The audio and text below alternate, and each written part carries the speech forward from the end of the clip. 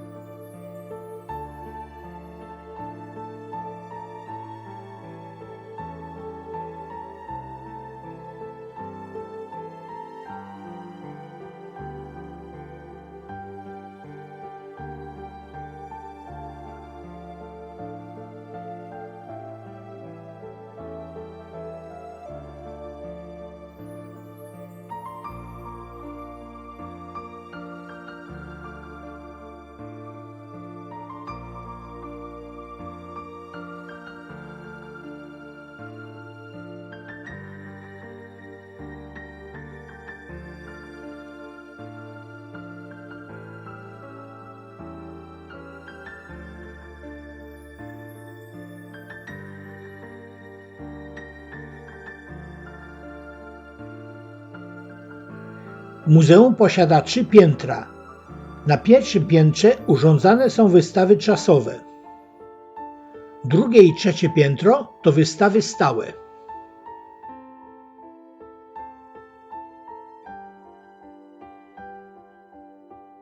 Z okien klatki schodowej widać Zatokę Gdańską, część plaży i wystawę plenerową Muzeum Marynarki Wojennej. Wchodzimy na pierwsze piętro. Aby pomieścić na małej przestrzeni historię miasta i jego mieszkańców, sięgnięto do planu portu, w którym linie nabrzeża wydłużają doki i pirsy. W muzealnych dokach znaleźli swoje miejsce bohaterowie tej wystawy. 10 lutego 1920 roku generał Józef Haller dokonał symbolicznych zaślubin Polski z morzem, nad które powróciła Rzeczpospolita po latach niewoli. Jesienią tego samego roku podjęto decyzję o budowie tymczasowego portu wojennego i schroniska dla rybaków.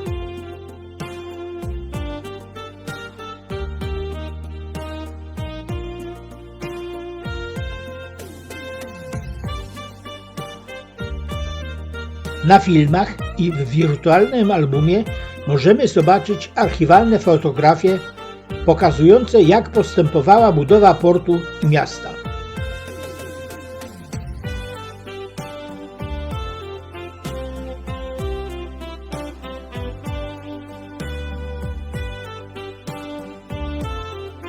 Przy budowie portu pracowali również duńscy inżynierowie.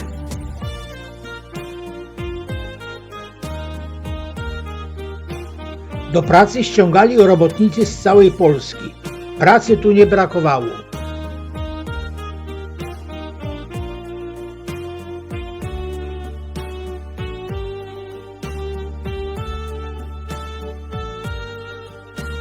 Port w Gdyni stał się jednym z najlepiej wyposażonych portów Bałtyku.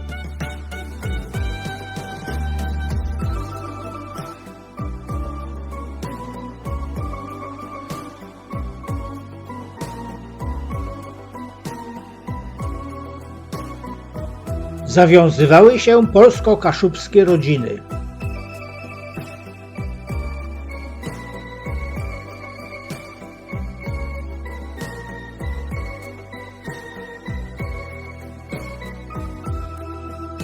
Statki na redzie? Robota będzie. Mówiono, że w Gdyni znalazła się cała Polska.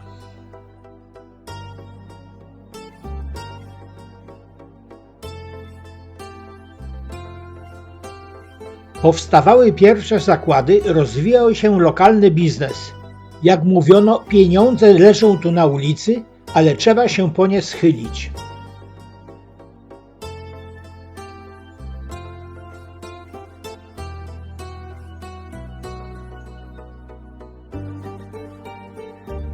Budowa portu szybko szła naprzód. Jednocześnie budowano nowoczesne miasto. Obok wspaniałych modernistycznych kamienic dla ludzi bogatych znoszono tańsze domy dla urzędników i niektórych robotników. Ale na obrzeżach miasta powstawały również slumsy. 26 lipca 1939 roku z Gdyni wypłynął w swój dziewiczy rejs do Ameryki Południowej polski transatlantyk MS Chrobry. Na jego pokładzie znalazł się nasz wybitny powieściopisarz, dramaturg i nowelista Witold Gombrowicz. Pisarz już do kraju nie powrócił. Zmarł we Francji w 1969 roku. Rozwój miasta i portu przerwała agresja Niemiec na Polskę, która zapoczątkowała II wojnę światową. Po bohaterskiej obronie Gdyni i Kępy Oksywskiej miasto znalazło się pod okupacją niemiecką. W Gdyni, zmienionej na Gotenhafen, zaczęły się prześladowania polskiej ludności.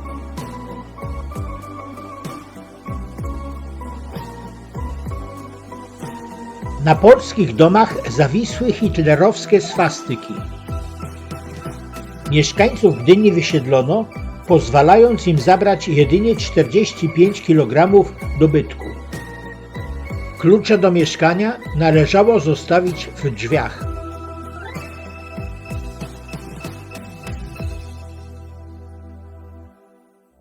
Część gdynian pozostała w swoim mieście, zmuszona pracować w niemieckich zakładach, fabrykach i sklepach lub u niemieckich rodzin, które zasiedliły polskie domy i mieszkania.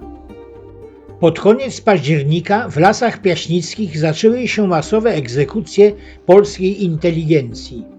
Były częścią tzw. Intelligenzaktion. Ofiarą ludobójstwa padło od 12 do 14 tysięcy ludzi.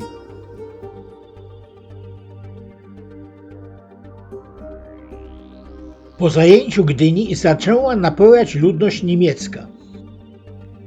Okupant przeprowadził skrupulatnie ewidencję zajętych nieruchomości. Dokumentowano zarówno duże kamienice, jak i małe baraki. Muzeum posiada karty 3890 budynków. Wojska radzieckie wyzwoliły Gdynię 28 marca 1945 roku. W wyzwalaniu miasta uczestniczyła pierwsza brygada pancerna imienia bohaterów Westerplatte. Samo miasto nie poniosło większych strat, ale urządzenia portowe, stocznia, falochrony, wodociągi zostały zniszczone przez wycofujących się Niemców. 45 lat upłynęło Gdyni w cieniu Nataszy. Tak nazywano pomnik wdzięczności dla armii radzieckiej, który stał na skwerze Kościuszki. Dzieło profesora Mariana Wnuka jako symbol zależności od Związku Radzieckiego zdemontowano 22 lipca 1990 roku. Pomnik znalazł swoje miejsce na cmentarzu wojskowym w Redłowie w kwaterze żołnierzy radzieckich. Po wojnie większość gdynian powróciła do miasta. Osiedlili się tu również wysiedleni ze wschodnich ziem Polski. Przystąpiono do odbudowy portu i miasta, jednak władza narodowa stłamsiła dawną gdyńską przedsiębiorczość, przejmowała prywatne zakłady i lokale.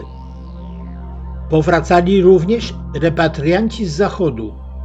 Wśród nich uczestnicy walk w polskich siłach zbrojnych na zachodzie. Część gdynian poradziła sobie w nowej rzeczywistości, ale byli również tacy, którzy ją opuścili na zawsze.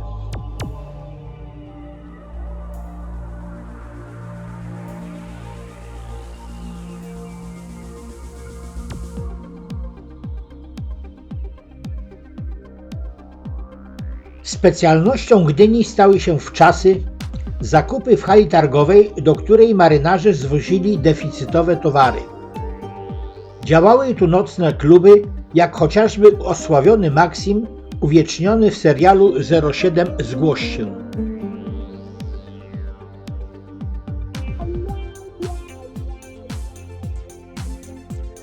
W grudniu 1970 roku Gdynia stała się miejscem tragicznych wydarzeń, kiedy to w kierunku strajkujących stoczniowców oddano strzały. Poległo 18 strajkujących.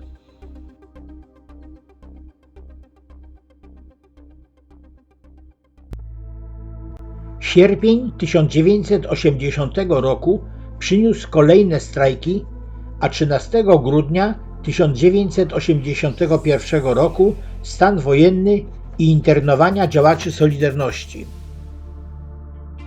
Polityczny przełom nastąpił pod koniec lat 90. 22 lipca 1990 roku z Sokołu zrzucono Nataszę, uznaną za symbol radzieckiej dominacji. Opowieść o dziejach miasta kończy się 27 maja 1990 roku, kiedy odbyły się pierwsze demokratyczne wybory do Gdyńskiej Rady Miejskiej. Wchodzimy na trzecie piętro, to dalsza część wystawy Gdynia – dzieło otwarte. Dostęp do Bałtyku i zbudowanie dużego portu sprawiły, że Polacy zaczęli marzyć o własnych koloniach zamorskich, silnej marynarce wojennej i gospodarczej potędze. W okresie Polski Ludowej morze miało zapewnić rozwój gospodarczy, dostarczyć ryb z najbardziej odległych łowisk i służyć masowej turystyce. Morze otworzyło nam bramy na szeroki świat i Polacy z tego korzystali.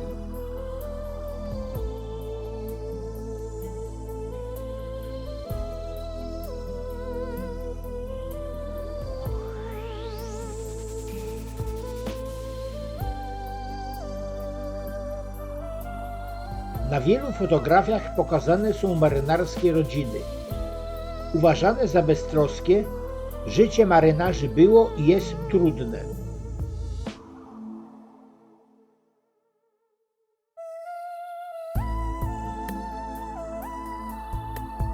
Jedyną łącznością z mężem i ojcem na morzu było Gdynia Radio.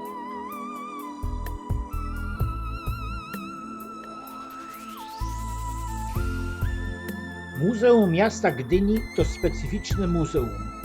Jego głównym bohaterem jest miasto oraz jego mieszkańcy. A ten człowiek, który był wizjonerem i który wybrał nam, Gdynianom, wspaniałe miejsce do pracy i życia, nazywa się Tadeusz Wenda.